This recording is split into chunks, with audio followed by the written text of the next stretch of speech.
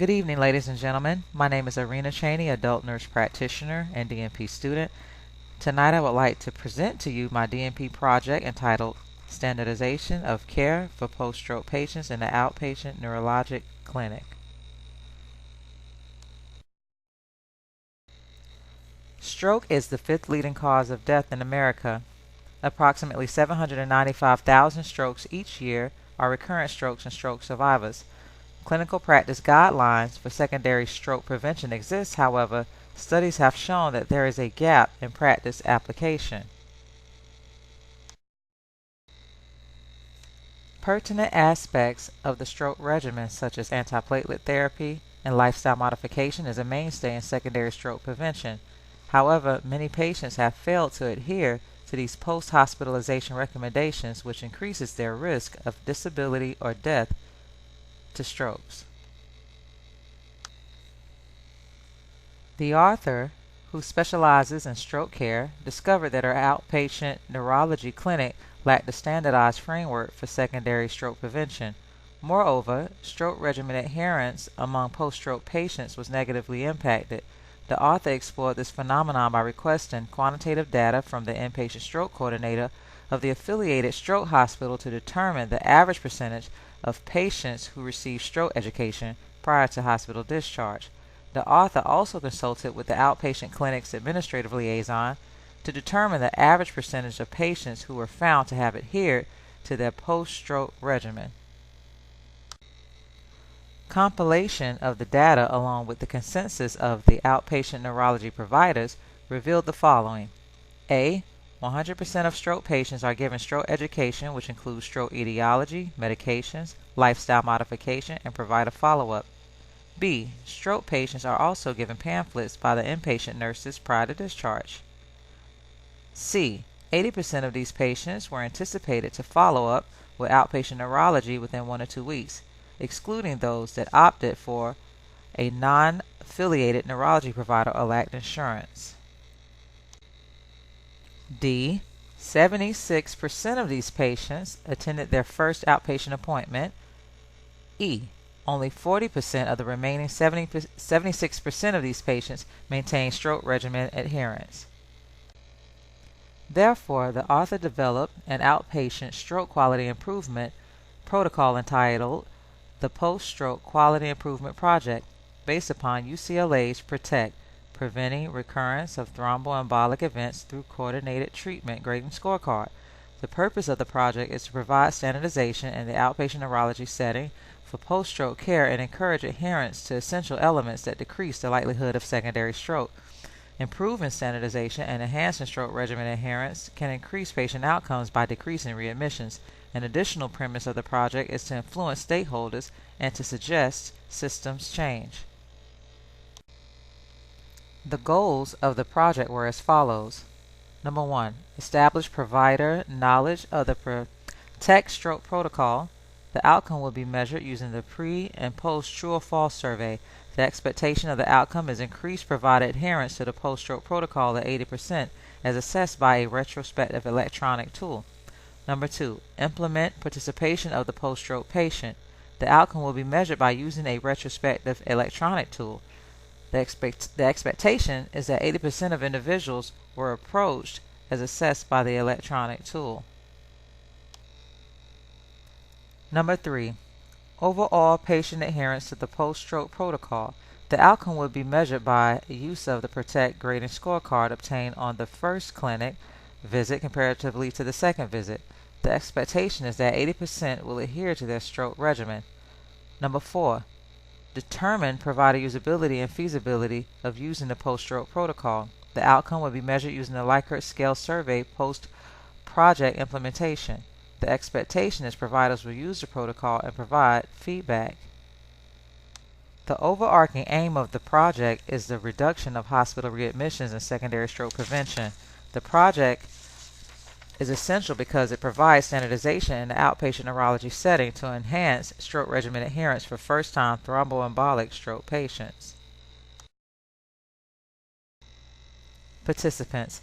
The participants chosen for this project were post-thromboembolic stroke patients that had been discharged from the hospital within the last 30 days. They were asked to participate during the initial post-stroke visit in clinic or invited remotely via telephone in a post-stroke chart review. The inclusion criteria of the subjects selected included: number 1, individuals ages 18 or older; number 2, any race or ethnicity; number 3, male or female. The exclusion criteria of the subjects selected included: number 1, any individual with a neurologic deficit so profound that cognitively they are unable to effectively participate; and number 2, individuals with exercise restrictions. The number of participants that were asked to be in the study were 30. However, a total of 20 patients agreed to participate. Setting.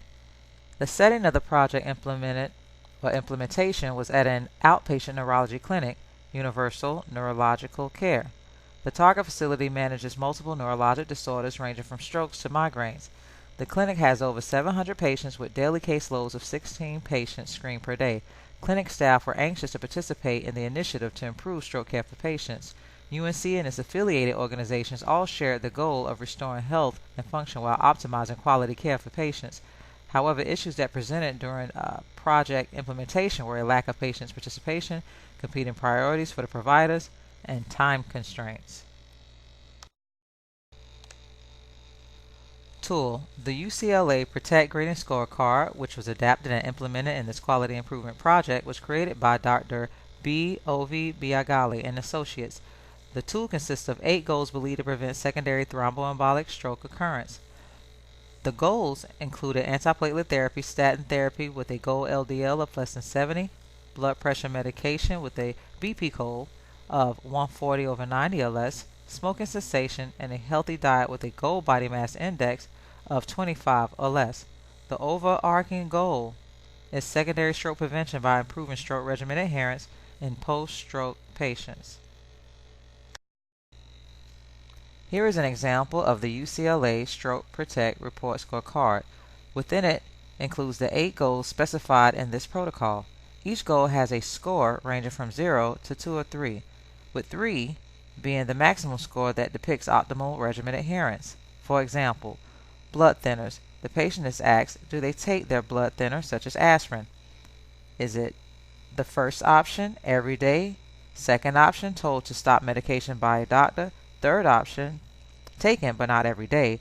Or the fourth option, not taken at all, no doctor's permission? Each Protect goal is assessed, scored, and graded accordingly. A cumulative score is tallied and weighed upon a grading scale of A through D, A being the highest and D being the lowest. Our expectations were to have as many patients as possible with a grade of A.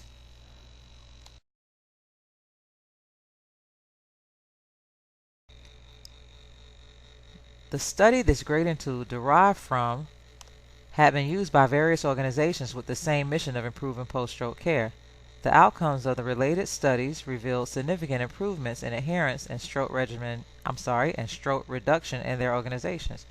The credibility of this tool is immense, as it is currently featured on the American Heart Association's Get with the Guidelines Stroke Clinical Tools webpage for organizations' use.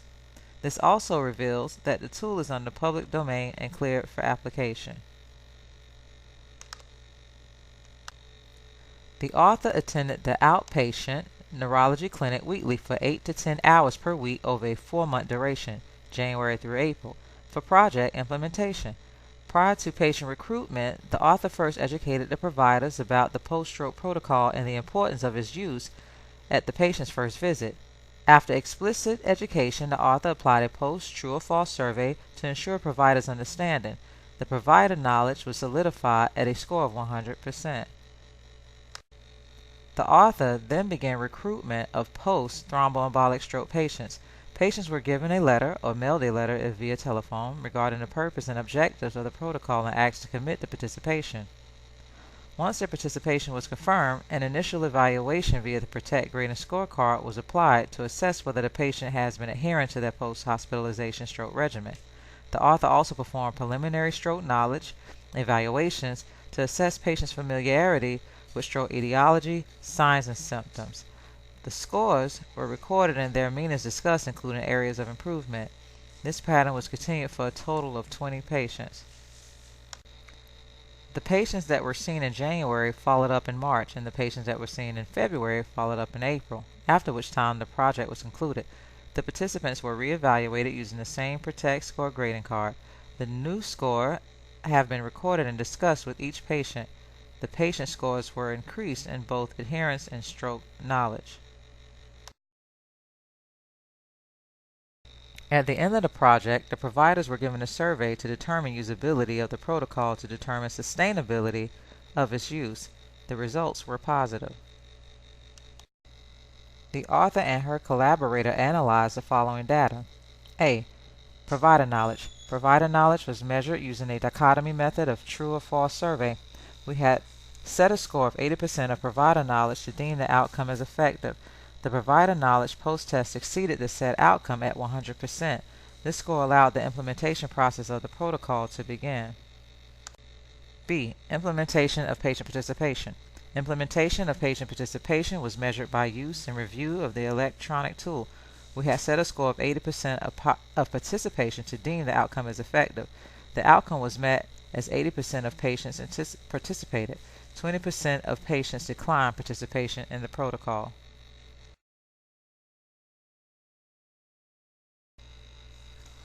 Overall patient adherence to post-stroke regimen. Overall patient adherence to post-stroke regimen was measured with the use of the PROTECT grading scorecard. We set a score of 80% for participants with elevated scores. Note that the goals within the tools such as antiplatelet and statin use correlates with the national benchmarks for stroke per the Joint Commission. The outcome was met at 80% of participants with an increased score of stroke regimen adherence. For instance, the goal of antiplatelet therapy in January revealed only 50% of first-time thromboembolic stroke patients were adhering to antiplatelet therapy. Post-protocol implementation in March, an increasing score reveals that 100% of individuals were adhering to antiplatelet therapy. Likewise, in February, a score of 60% of patients were adhering to antiplatelet therapy.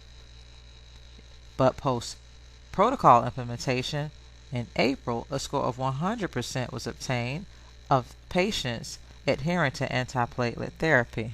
This trend continued for each goal: LDL less than 70, blood pressure medication, BP 140 over 90, smoking cessation, healthy diet, and BMI of less than 125. You will see from January to March, and then March to April, that there was an increase in trends for each goal, ultimately allowing an overall patient adherence of the post-stroke regimen to be obtained to exceed the score of 80%. Provider usability and feasibility of the post-stroke protocol. Provider usability and feasibility of the post-stroke protocol. We have set a score of 80% satisfaction in addition to feedback to deem the outcome as effective. Provider usability post-test exceeded outcome at 100%. And this table basically outlines the outcome, method, and post-intervention results that were previously specified during this presentation. Coordinated treatment through focused post-stroke education not only provides standardization among providers but enhances stroke regimen adherence. This conclusion also highlights the theory that managing risk factors enhances secondary stroke prevention. However, there are limitations to this protocol such as convenient sample, self-report data, and time limitations to conduct the protocol. Conversely, the most essential application, the PROTECT grading scorecard, has been featured by the American Heart Association as an effective tool in stroke prevention. Therefore, the post-stroke quality improvement protocol will make a difference in patient outcomes and impact the way that care is rendered. The concerted effort of neurology providers through use of the protocol will close the gap in post-stroke patient care. The protocol has a great chance of sustainability in the author's neurology setting and many others. The rationale behind the maintainability of the project is that ongoing enhancement to quality in stroke care is achievable. Moreover, the protocol result sets a basis on which to improve the protocol's design moving forward. The framework has also inspired project development in the inpatient setting. Stroke leaders have mentioned transition of care endeavors from the inpatient perspective because this endeavor, which may prove that one aspect of post-stroke improvement, can lead to the enhancement of many others. This concludes my presentation. Thank you all for watching.